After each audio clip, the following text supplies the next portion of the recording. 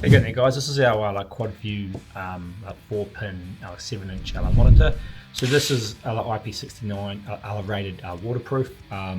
So it's like a sealed metal body.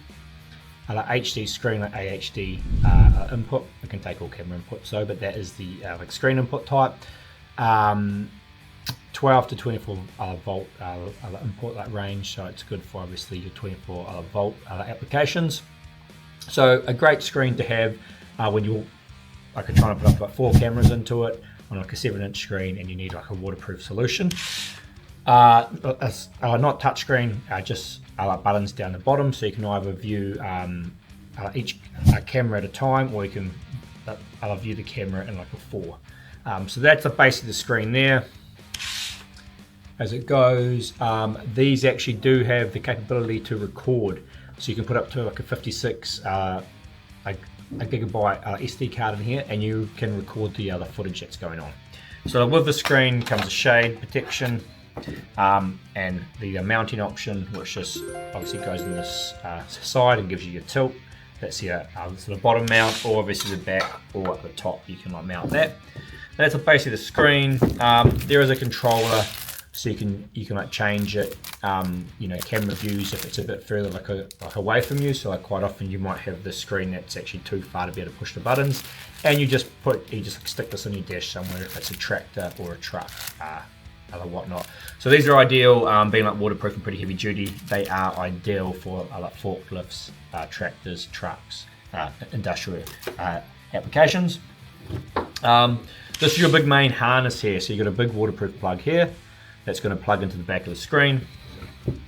This here goes into there, and you got all these like wires here. Obviously you got a little bit of like a run here.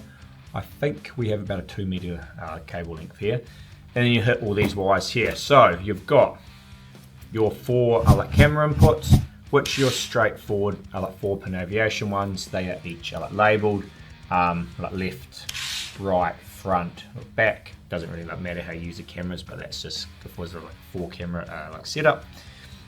And then you've got all these loose wires here. So all you actually have to do is yellow is constant voltage, so 12 to 32 volts, so it can handle your 24 volt actual applications, because obviously they normally range in the other voltage input. They can actually go up to about 30 volt.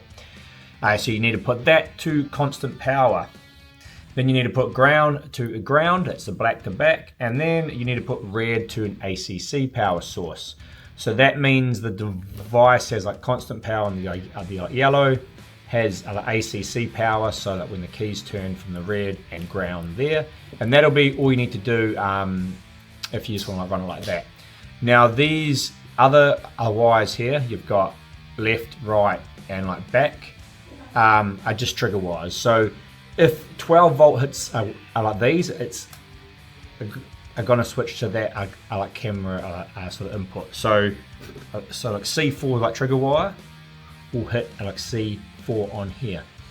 There's a couple of reasons why you might use the trigger wires. Some people put 12 volt to it the whole time to actually lock the system out. So that means the actual operator can't actually change anything, because there's always 12 volt going to the trigger wire.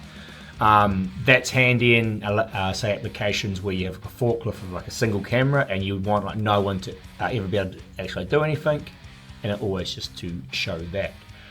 If you are doing that, you'd probably actually be better off just going for a single camera input screen.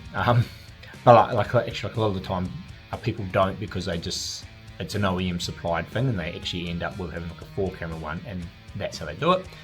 The other thing would be you could hook this to some sort of indicator or brake or any 12 volt actual input. Say when you go in reverse, so it shows the rear camera. When you go left, it shows the left one.